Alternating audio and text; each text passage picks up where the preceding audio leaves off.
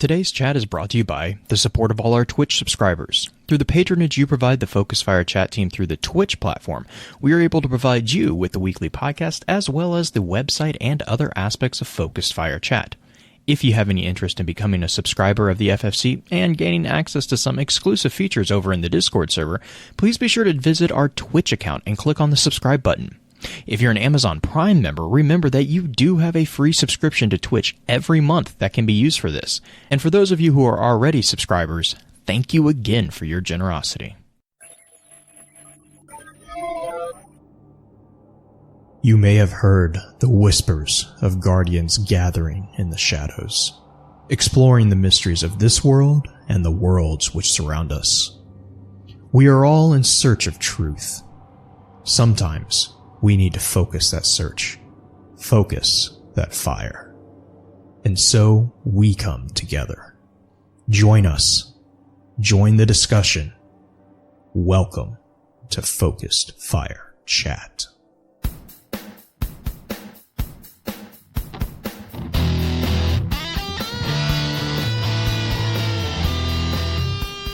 Welcome to Focus Fire Chat, recorded live on September 20th, 2019, over on twitch.tv/FocusFireChat. As always, I want to give a big shout out to our live chat here with us tonight. Thank you so much for joining us once again. This week's episodes are going to be focused around exploring various Crucible stories. This particular episode will serve as what we have come to call the intro session of the week's exploration. But before we go any further, however, let's run through a quick introduction of who we have on with us on the show. As always, this is your host, Blue Crew 86. And this is the co-host, the aerial shotgun queen herself, Green-Eyed Music Lover. You've never had the pleasure of seeing my aerial shotgun, have you, Blue? No. We should change that. We should do some Crucible together on Xbox. That would require me to have free time. I don't think I've played a video game in like 2 weeks now. Oh, gosh. I'm sorry. It's just, No, that's not true. I got my Truth to Power entry. So I played for like the 20 minutes that it took to do that. Yeah. I get that. And last but definitely not least in the hot seat as guest co-host, we have our good friend LuxRegalia. Lux, how are you doing? I'm doing good. How about yourself? I'm doing pretty well. So I have the usual introductory questions for you. Where can we find you on the internet? You can find me everywhere on Twitch, Twitter, and YouTube at LuxRegalia. Yee! And perfect. Well, and don't worry, as always, don't worry about trying to memorize all of it. I will be sure to get the links posted over in our show notes on the lorenetwork.com when the deep dive or the advanced session comes out later this week. I know Green usually has a few crazy questions that she likes to ask, so I'm going to hand it over to her for that conversation. It's totally going to be an interrogation. Okay, this one is going to be an interrogation. Okay. Yes. I'm doing this one as an interrogation because Lux is my clan leader who has put me through plenty of pain with the shotgun himself. She's like, it's my turn now. I learned how to shotgun from this man. So because I got really tired of him using it against me, so I had to learn how to use it myself. But teach by example. Yeah, very painful. I'm still not going to do the warlock thing. Anyway. What is your favorite lore story from Destiny, Lux? My favorite lore story would happen to be Luna's Howl and its whole quest line. Mm-hmm. I knew this one just because we've talked so much outside of thing, but this one I don't know. What actually got you into exploring the lore in the game? Oh boy. Well, I would say more of the Crucible. Well. Yeah, not Crucible Osiris, but Trials of Osiris, and reading the lore entries on the guns got me really intrigued, and I started diving deeper into the lore. Nice. What about it drove you further? Just like the mystery of the whole thing, everything was extremely open-ended. I found that somewhat frustrating. With the 9 and everything? Yes. Yeah. And just it's just mystical. Like going to the lighthouse, opening the chest, getting like some of the extra armor there, and just talking about how there's a challenge waiting for us and how there was so much more past what we had been playing or what we had seen so far. Just really I don't know, tickles my senses, if you want to put it that way. Yeah, definitely. So I kind of hinted at this before, but I'm going to switch up this question. Normally I ask, what class do you play? And I am well aware that you are very much so more warlock than anything else. But what I'm going to ask you is more, what is your favorite loadout to play in Crucible? My favorite loadout? Mm-hmm. Well, in Destiny 1, it was a pulse rifle, a shotgun, and a sword. And in Destiny 2, it is a hand cannon, a shotgun, and a sword. And when he says sword, he means Black Talon, which is not a sword. Just saying, it's not a sword. It's a heat-seeking rocket disc launcher. It's almost It as is. bad as the toaster. I am less mad if somebody can hit me with a Black Talon than I am with Jotun. Just saying. That's acceptable. All right. I warned you about this. Okay. This is going to be a slight inside joke for Hydra members. Lux, how do you eat your cupcakes? How do I eat my cupcakes? Let's see here. Well, I like to lick the frosting off. And every once in a while, like, if it's got any kind of filling in there, I'll rip it open. And I'll kind of just, like, stick my tongue in there and lick all the frosting out if there's any in there. All right, then. Answered like a true Hydra member. Anyway, Blue, take over. I need an You adult. don't need to. You don't even. You don't need to know. You don't need to know. I don't know if do I need to edit this out? Like what? You might need to edit a warning right there, Is or that just even like PG? Black flag. I mean, It's it's a cupcake. What are you guys talking about? I am offended. so. To tell the audience the inside joke, how you eat a cupcake in a Hydra is often taken very wrong, because no matter how you describe it, it can be taken in a very dirty way. So it's just one of our fun little jokes to kind of poke at each other on how you eat a cupcake, because you can say, hey, I ripped the bottom off and put it on top and eat it like a sandwich. That's personally the way I do it. It still sounds wrong no matter how you say That's it. the only way you eat a cupcake. Like what? Not according to some people. Well, they're wrong. Well, You have People sir must can have be really wrong. strong hands to rip a cupcake in half. But that's just me. Yeah. I don't see what's wrong with this. It gets messy sometimes, but that's obviously don't anyways. phrasing, Blue, phrasing. Yeah. I'm not the one that's talking. Never mind. I'm not Enough talking with the about it. chatter. Enough with the chatter. I know everyone's looking forward to diving into the discussion. Let's get the standard housekeeping notes out of the way, and then we'll get right into it. Last week, we discussed The Darkness. If you're enjoying the show, be sure to rate, and if you don't mind, leave us a review on iTunes or comment on the episodes on Podbean or whichever podcasting app you use to enjoy podcasts. Reviews are extremely helpful, as they not only let us know what we can do better for you, but also help to continue to expand the FFC family, allowing more and more perspectives to be heard. To those of you who have already taken the time to leave us a review, thank you. As many of you are aware, Focus Fire Chat is a community in which we offer the chance to dive into lore from within various titles and mediums, with a special focus on the Destiny universe. Every Friday at about 10 p.m. Central, the podcast team gets together to stream a summary of the chosen topic for that week. The hope for this is to help encourage dives into aspect of game lore within both our Discord server and within the other communities we share the digital world with. If you're a fan of lore in all its various forms, be sure to also check out thelorenetwork.com, a central hub for content that covers a wide variety of different titles and mediums.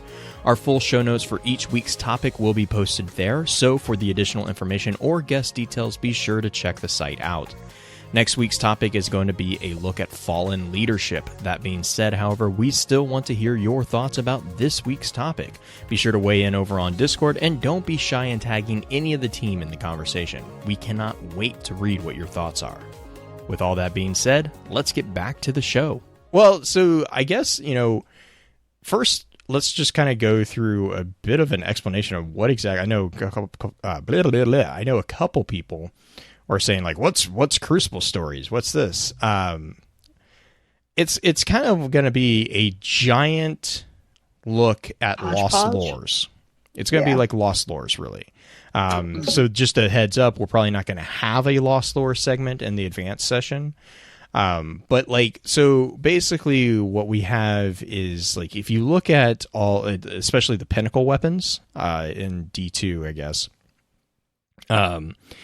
if you look at the flavor text within them, not just with the entry, but also the quest steps, you actually get a really cool story.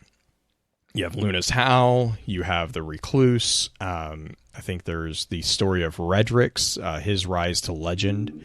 You have the story of Yosef's and Redrix's training, which is kind of a combination of Luna's Howl and Redrix's Claymore.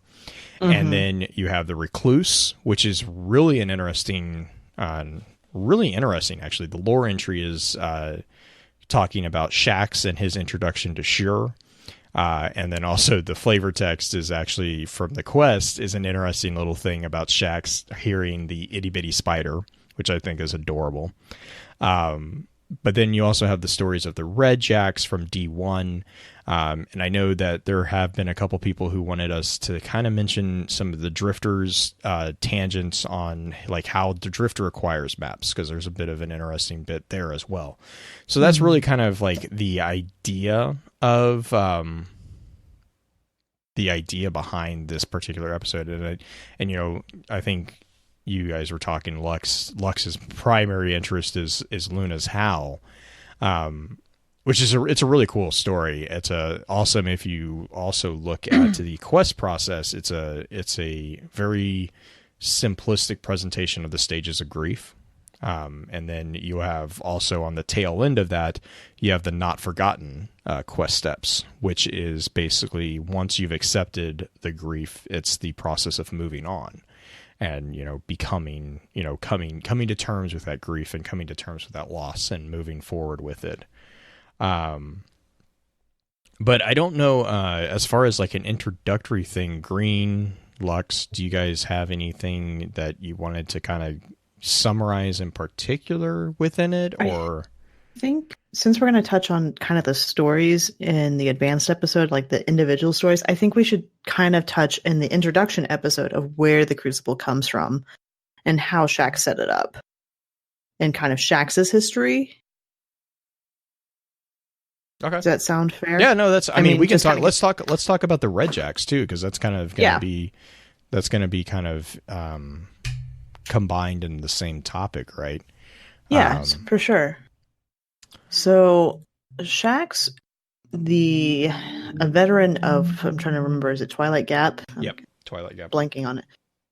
So he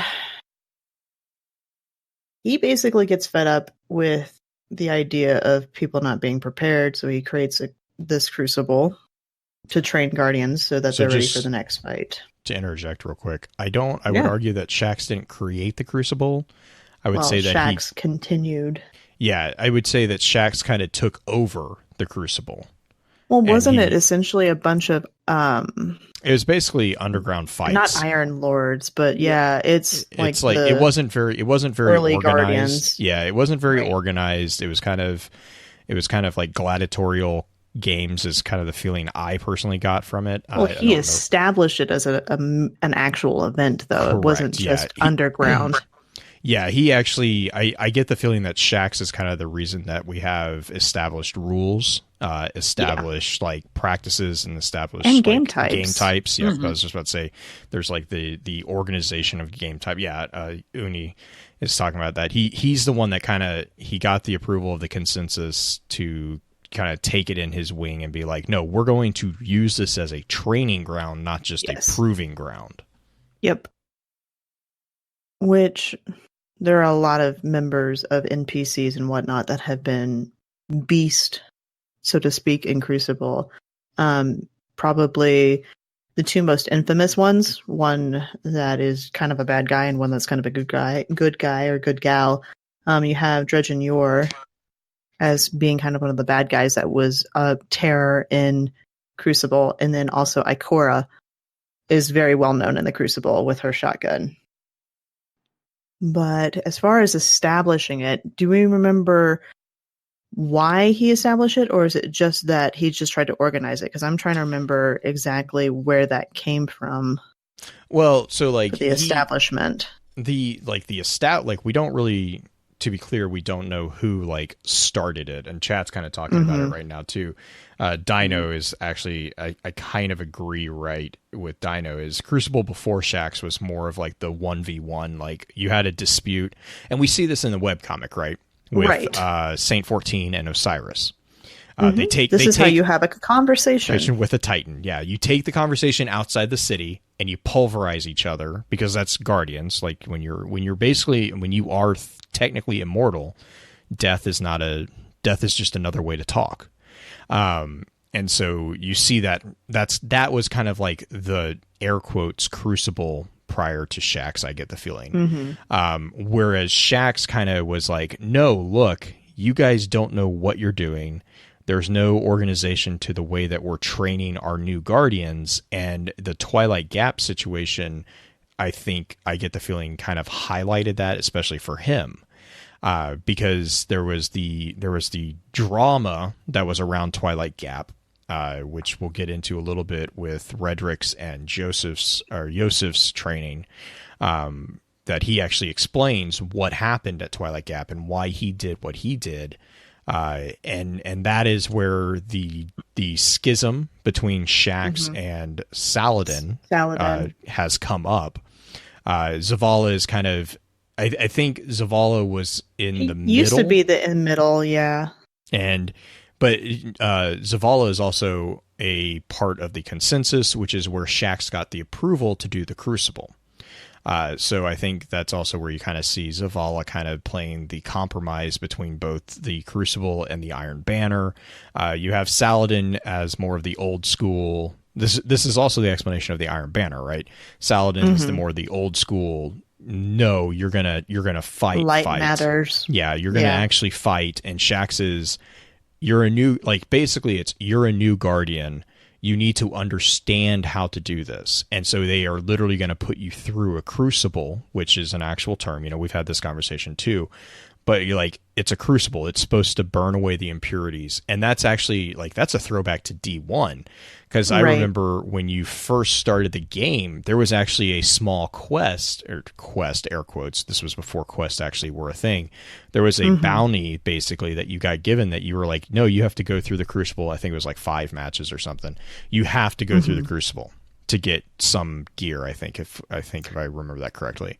And it was introduced really as, this is how you learn how to be a Guardian on the field of combat. And that's where the organization also kind of came in, and Shaxx was able to mitigate the threat of another Thalor, another Dredgenyor and Thalor scenario, because he dampens the light difference. So he's able, like, somehow they are able to limit the difference in powers. Put everyone on an even playing field. Right. Yeah. So I would argue it's the ghosts themselves that would, like, suppress the Guardians' powers at that kind of combat right there. That would be interesting if you had that actually explained that way. I could see that working. I could see that being the situation. And you kind of get that with, I mean, we'll talk a little bit about that with Redrick's too, because that's the introduction of the competitiveness of Green. Help me here. Is it glory or is it valor? Glory. Glory is the light matters. Yes. Okay. It's comp. Yeah. Competitive. Redrick's story is the explanation of where comp comes from. Like it's Shaxx being like, okay, you guys have proven that you can walk. Now we're going to try to run a little bit. So an interesting thing, as far as like back in D1, going back through some of the old Crucible cards, the Crucible introduction card, Shaxx is labeled as the Crucible handler.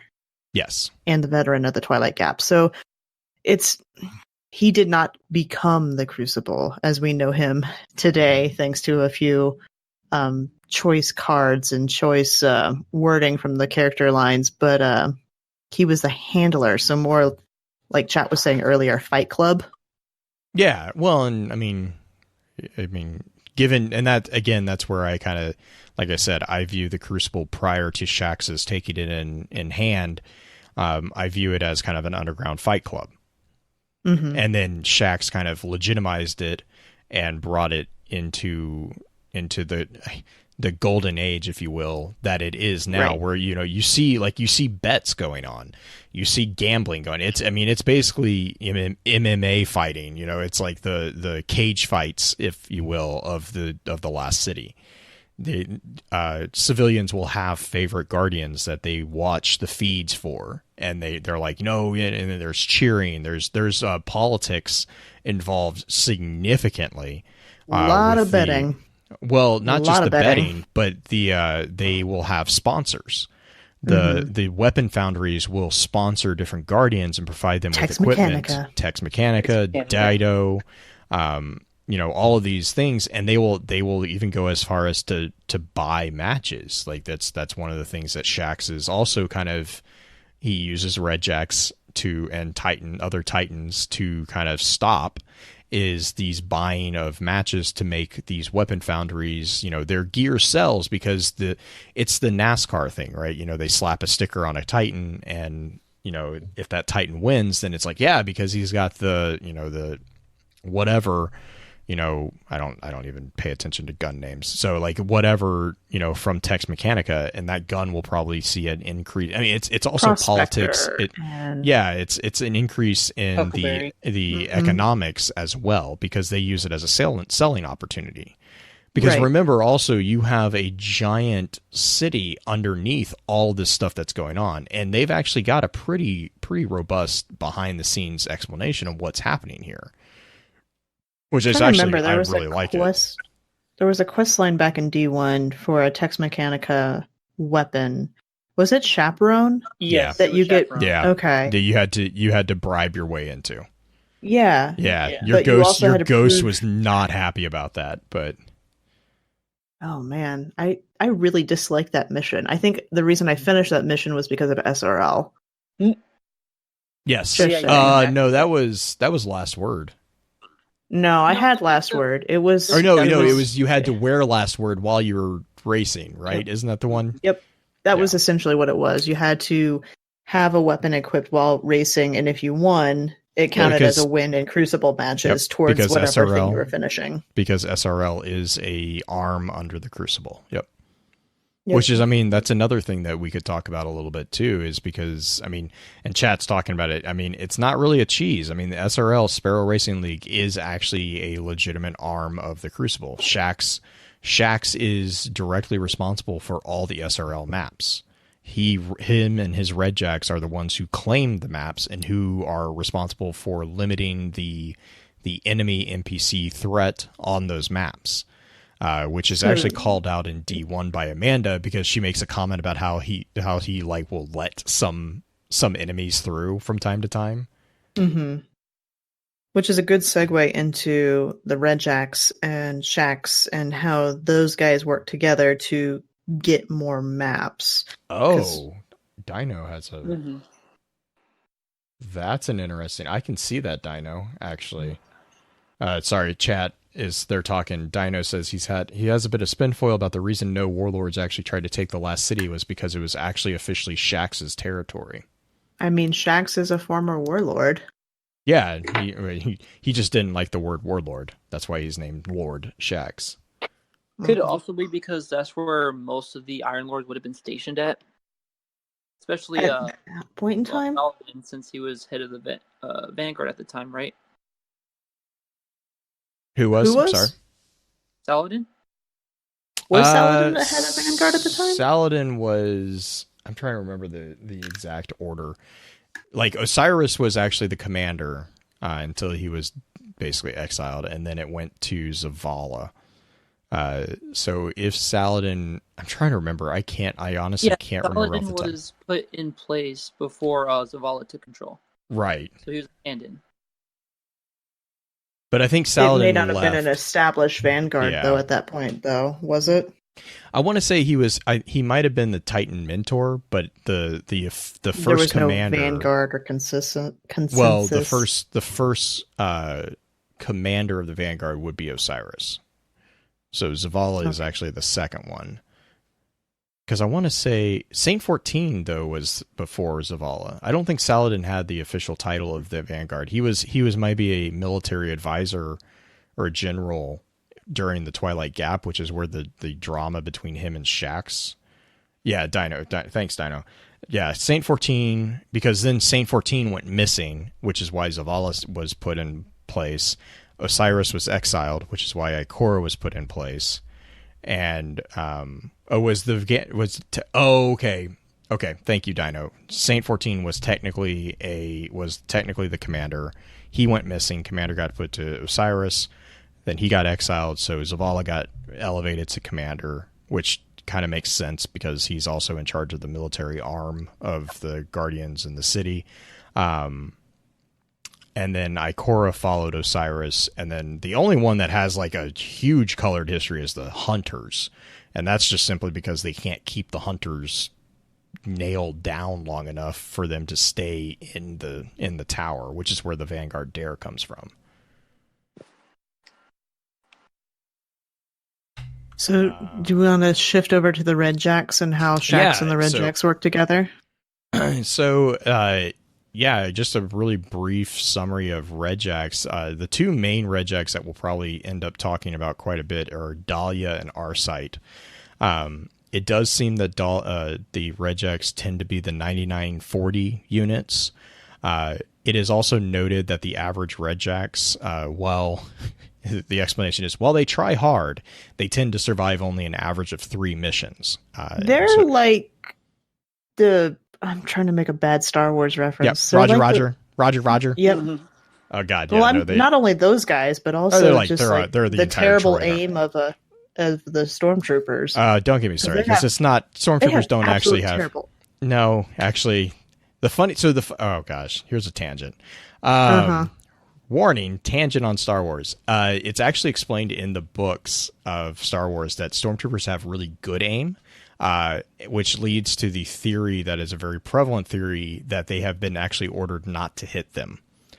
So because of Luke's relationship with Darth Vader, the only times that we see the stormtroopers is in with him and his group of people, which also includes Leia.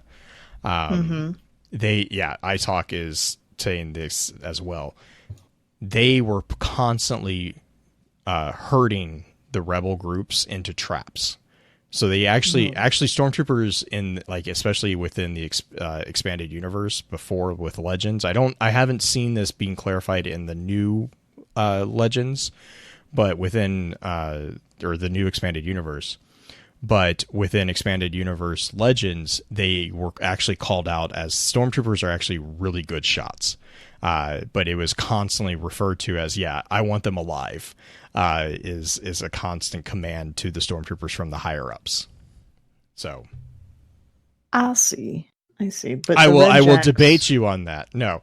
End of tangent. So anyways, the Red Jacks. The Red Jacks are your Roger droids. Which I'm sorry, I actually do see them that is actually the frame that I see whenever I talk about Red Jacks. I mean, they're pretty.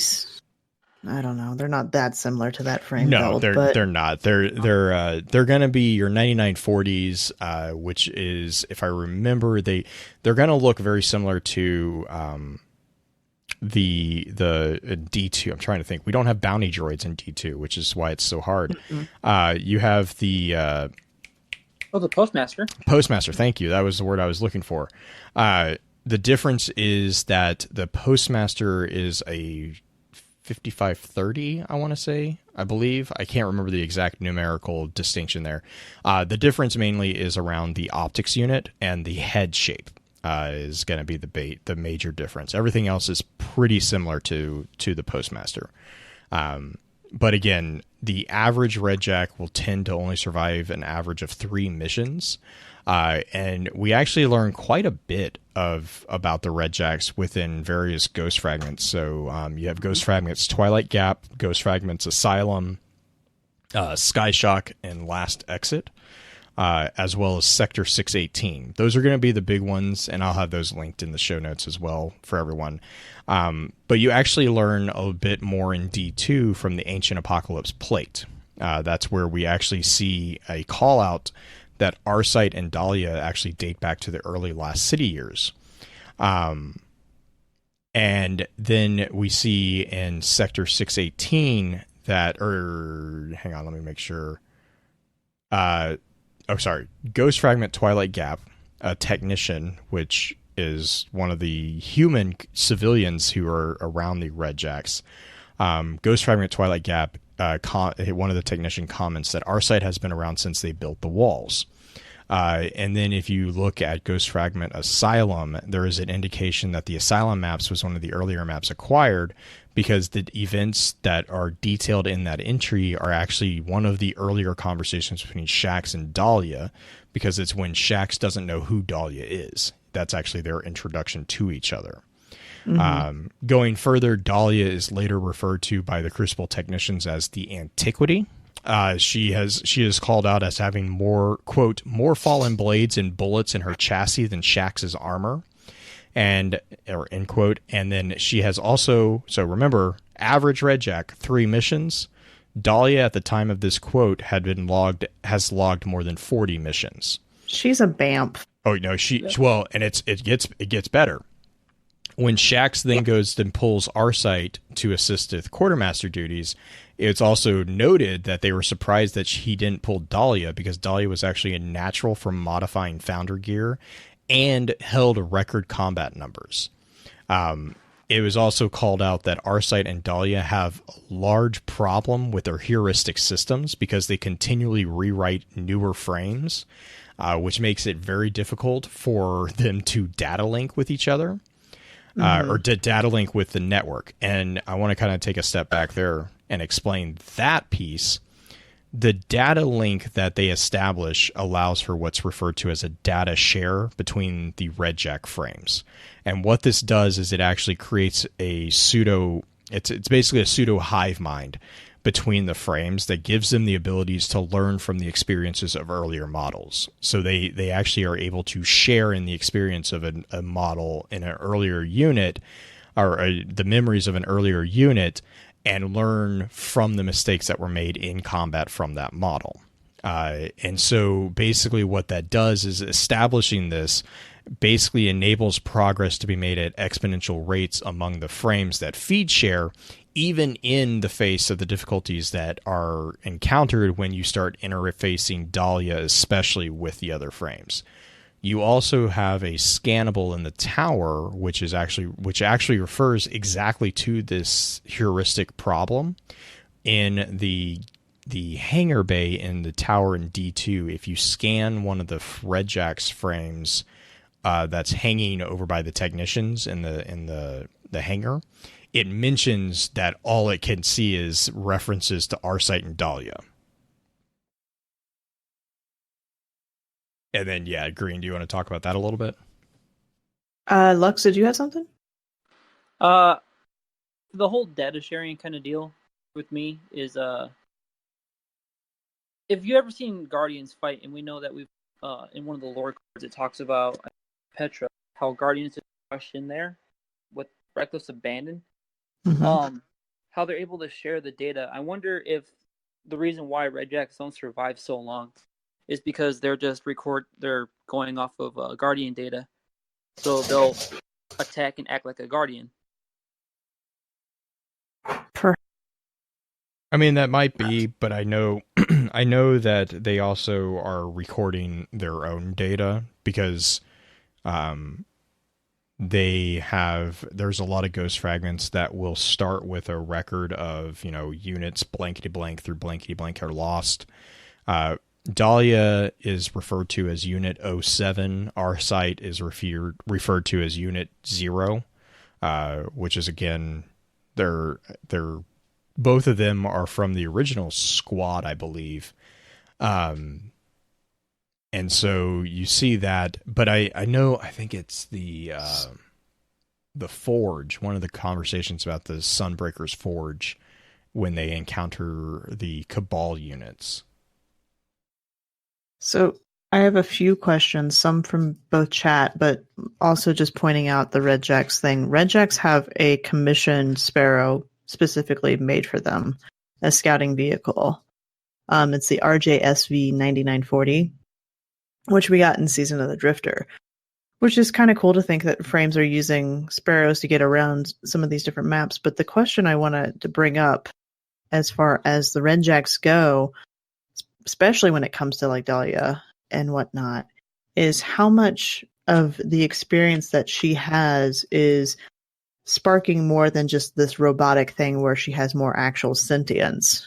Like, that's the whole robot mind question type thing. Right. And actually, I have a quick kind of side note there. I have a short story that actually talks about that hive mind concept. I think I told you about this, Green. It's called The Geisha Teresa's. It's by Rob Hartzell. Excellent read. Excellent read. If you guys are looking for a short story that talks about like a degree of digital hive mind, and I can put that link in. I'll try to find a PDF copy, or I'll try to find a copy of a link for it and put it in show notes. It's an excellent short story. But it talks exactly about that. And it's actually talking about like the digitation of humans into AI and the consensus, the shared consciousness. I think the idea of sentience within AI is something that is a really interesting thing, because you see the difference in treatment between the Last City and the Reef in the way that they treat their frames. The Reef has a standard practice of wiping their frames very, very regularly to prevent them from building up what's referred to as latent memories, or personalities, basically. The Last City does not do that. So you have things like Sweeperbot with the whistle protocol. You have things like the Postmaster with its opinions of like different packages that it gets for the different classes, which are some of the funniest idle dialogues. And then like you had like in D1, you had the bounty board. Frames, which they also were kind of an interesting thing. You had the Vanguard Quartermaster within D1, which, you know, was that there was a fun side story there with it and Cade. Cade was always trying to bribe it to do different things and to smuggle different things. You know, so I think the idea that a Red Jack could develop a degree of sentience, I mean, that's honestly a debate that's, you know, even before, Dino in chat, one of the sweeper bots had an existential crisis when they lost their broom, you know, so. Oh my God, the Lysander broom. Wasn't lost. Didn't it get stolen? It was stolen. The Guardian was pulling a prank on it. Yeah. Right. That was the fun thing about that was Jen Taylor's voice lines. So yeah, I mean, like you have different things like that. And I think that also comes down to what do you I mean, and this is a bigger question than Destiny, right? Is like, what do you view as a sentient? What do you view as individual consciousness? Is it just the repository of memories? Is it the ability to think for yourself? What does that mean? Like, what does it mean when you say you can think for yourself? I mean, it's pretty obvious that Shax is, and I can't think of the name of the frame that's right next to him most of the time that's helping him. I think that's our site. That's our site. Our site. Yeah. I mean, they're having full-blown conversations and planning together. I mean, our site's almost more strategic than Shax's half the time. Yeah, and I mean, yeah, I would agree. And the thing is like the potential explanation there is again, if our site is plugged into this data link, this data share between all Red Jack frames, which makes sense that he would be, same as Dahlia, then it would make sense that our site has a larger view. I mean, so you can also see this with the Cabal, right? The Cabal phalanxes, their shields are smart shields. that combined into that are all jacked into the Cabal BattleNet, which gives the commanders a general tactician's view of the entire battlefield at any given point.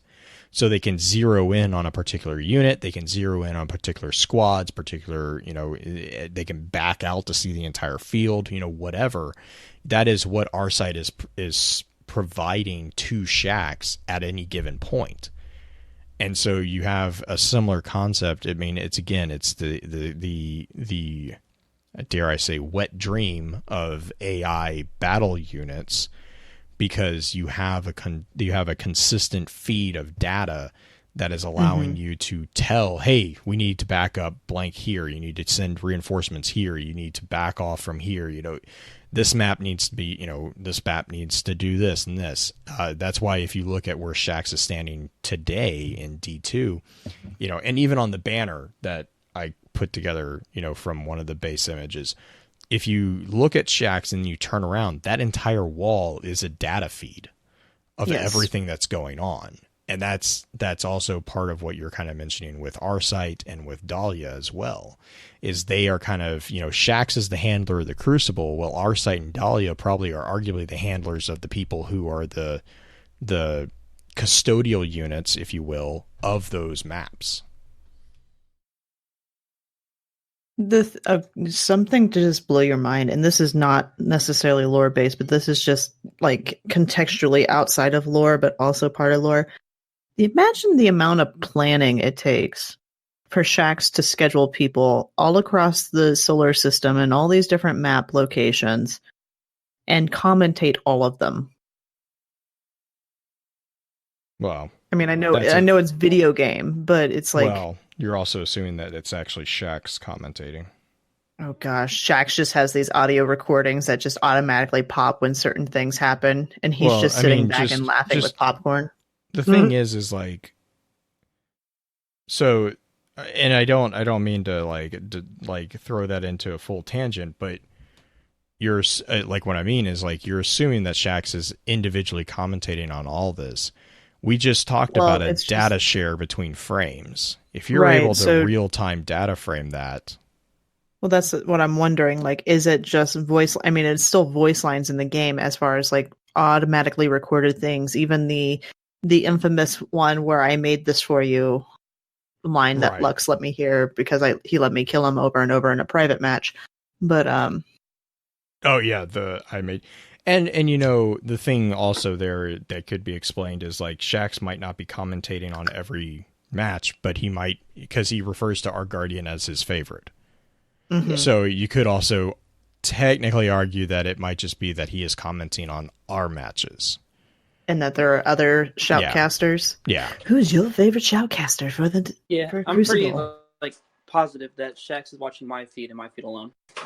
I mean, because like I mean, I know I might get some hate. I might get some heat for this, but that's kind of what Halo 5 does. And they actually went as far as like you can there's a rec pack that you can get that has different shoutcasters. So you can have Buck shoutcast. You can have you can unlock a grunt to shoutcast. Like there's different. I want our site to shoutcast mine. Well, but I mean, what I'm saying is like I would not be opposed if Destiny did something like that, where it's like, that'd be super cool. Get like different shoutcasters, because I mean, you're right. It is a shoutcasting. That is what this is. This is the You're not getting football. A play-by-play necessarily, but right. But I mean, yeah, voice packs for Crucible. I could see that as being something. That's my question for people. Is like, right? Who do you want to shoutcast your matches? This is amazing. You want Arnold? I mean, I wouldn't be sad if Petra shoutcasted for me. Just saying.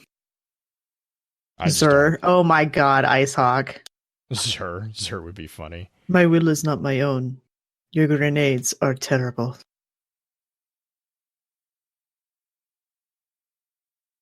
I don't know why Xur sounded like Genji for a second there, but anyway, we should move on. Actually, we're at a pretty good time to start wrapping up this episode for the introduction episode for the history.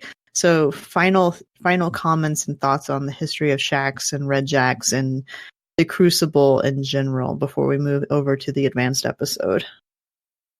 I'll let Lux take the lead on this one. Don't have anything on the plate right now. Okay, most cool. of the stuff I want to talk about is more recent, and everything about most of the like major points in history are going to be covered in the weapons that we're going to be talking about. So yeah, that's fair. Yeah, Very I true. would say that like the conversation about the Red Jacks is a really fascinating one. Just simply not because of necessarily with the facts that are actually presented, but the implications that are there. Like, you know, like what we're talking about with like the data share. You know, it starts really painting a picture that the tech that we see is only the very tip of the actual tech that the last city has access to. Mm-hmm. You know, and we kind of get that with like the 3D the 3D printer for weapons. You know, the glimmer in and of itself is another deep dive into, you know, not just politics and economics, but also potential for tech. But the frames have always been something that is kind of been in the background on the entire game, and you you have a lot of different frames. You have like the 9940s. I want to say it's the 5530s. I am so sorry if that's not the correct number, but you have like different designations. Is it okay? Oh, thank God. Like I'm going completely off memory. But then you also like even in the beta of D1, there was a mention of like a militia unit that we didn't really. I don't think we've ever actually seen in game. You kind of see it with the Red Jacks, like that's kind of what the Red Jacks are. But there's actually supposed to supposedly be like a city policing unit, you know, and there's Right. like and there's all this different stuff. You have like the big I refer to them as the mantises because it's what it looks like from Halo, but you have like the concept art of the city in snow where it's like an ATST thing, you know, and it's like there's all these like really cool things that, you know, again, we don't even see because that's not part of what we experience within Destiny, but like the implications of what the frames present, I think, is also really fascinating as far as like the development of the city in that regard too. There's implications as far as also map choices and how some of those areas are taken as well. Yeah. I mean, back in D1, we had locations within the Dreadnought itself, the dungeon. I'm blanking on the other ones, but the one that actually has me most confused and also interested in how Shaxx managed this, or the Red Jacks managed this, is the one that's the one in D2, Citadel. How they got permission from Mara and Petra to use that. There's no conversation or anything about that one. Yeah, because even like in D1, they explained the Dreadnought. Yeah, you're right. I never even because there's a couple maps on the Dreaming City, right? Wasn't there a new one that just got introduced? Citadel. Oh no, I'm thinking one. Gambit. Gambit has a few maps too. Well, one map. I can't remember the name of it off the top of my head. But yeah, it's the yeah, I know because I actually hit it the other day. I was like, what is this nonsense? I like that map. Oh no, I just wasn't prepared for it. Was that an exclusive map? Was that why I haven't recognized it on Xbox? I don't know. Was it a PS? We've had it the whole time. Roll on Gambit. Gambit Prime. Oh, okay. It was a Gambit Prime. Yeah, that probably explained it too. But yeah, okay, cool. You guys got any shout outs for the intro session? Shout out to Hydra and Lux. And shout out to, and I had one earlier and I should have wrote it down and I didn't, and I'm blanking on it. Somebody else go and it'll come up and I will interrupt you. But Lux, somebody else. Oh, I didn't even know we were doing shout outs. So same as Green, shout out to the Hydra fam and all the great people that are in there. And I would only really say like shout out to you guys because whenever I get the chance, if anyone ever wants to talk about lore, I try to put them your ways because you guys are so great and your community is really cool. Oh, appreciate you talk that, lore man. just as well as the rest of us, Lux. You really do. Lux and I have had some both really in-depth and deep conversations, but also some really like Blue, you will understand this. We've had some Anna conversations. Like, what happens if you pee on Vex, Radioloria? It's a totally legit question that I'm still waiting for an official answer to. You would think that the organisms, for lack of a better term, would crawl up the stream and infect your body. Oh, right? God, please Okay, no. Please so, no. Oh my gosh, this conversation is so funny because that's exactly what someone in our Anna chat said. That's what Anna said that. Did Anna say that one? I can't remember. Yes, because that was when you and I did a Let's Play. We were doing the strike where you have the simulation. She's completely unimpressed by the facts. I'm just gonna put it that way. I'm so, and it was an Infinite Forest strike too, because it's where we kill the Cabal at the end of it. The one that comes down out of the ceiling and punches the. Oh yeah, that's right. Vex Minotaur. I just remember. I remember her entire thing was like, just run up the hill. They're liquid. They can't chase like you. Salmon. I'm like, God, no, that's not. That was an amazing night. We need to get Anna on board to ask questions. Oh my gosh. Yeah. We've had lots of deep conversations and lots of weird conversations she's like also that. the one that's convinced that Zur lives in his mom's basement. Who's Zur's mom? No, Mom, I'm an agent of the night. You're a trash collector. No, I'm an agent of the nine. Who's I cannot tell you. I can't I cannot tell you. I mean, didn't Zur technically put down Skolas by himself after he attacked him the first time? When he let him out of the yeah, he he didn't like put him to, like, he couldn't really get him is the thing. Like, Zur's like, I think he tried to strangle Zur or something. Like he tried to pick him up or something, and Zur's just like, have fun. Like, my will is not my own. It's like he's not gonna do anything. It just makes me wonder if Zur hadn't gotten his spine broken, how tall he would be. If he was massive or not. That's an interesting thought. Don't piss off the tiny people with big hammers. Yeah. Mm-hmm. As long as they nerf the Striker Titan, I don't care what they do at this point. I will tease the snot out of them. Ditto. Did you guys? So just my final question for this one. Did you see the Titans in the trash can? Oh God, yes. That little, oh man. Titans in the trash can? I have not seen that. Oh my gosh. There's a video going around. These two little kids that they're just like sitting there and they're letting their sibling just like open a trash can that has a footstool on it and it smacks them in the face. And they're like, no. Taking turns doing this. So somebody drew some artwork of a Titan and a Titan with the one-eyed mask, like smacking their head with this thing. It's freaking amazing. Oh God, it's so great! I'm gonna have to find it for you. I'll send it your way. I've seen the video of the kids doing that, like why boys die or why men die sooner than women. I think is what the title of it is. It's probably true because I saw it on Reddit the other day. It's just I didn't realize somebody had changed it to have a Titan. They did a like web comic. It was two Titans, one with the one I can't remember what the other one had, but I'm like, oh my gosh, yes. Titans are the new Thanatonauts, except for they're not doing it for any sort of scientific research. It's just for fun. Anyway, we should close up the episode. Yes. All right. So, bye. With that, we'll begin to wrap the chat up. Thank you again to those over on Twitch for coming to spend your evening with us. If you'd like to join us for the live streaming of the episodes, please be sure to give us a follow over on twitch.tv/focusedfirechat. Links to all our episode archives can also be found at www.focusedfirechat.com. Please be sure to email us at focusedfirechat@gmail.com with any comments or questions for our team concerning the podcast, and let us know how we're doing by giving us some feedback and a rating over on iTunes as well. Also, be sure to check out all the amazing work being featured over on thelorenetwork.com.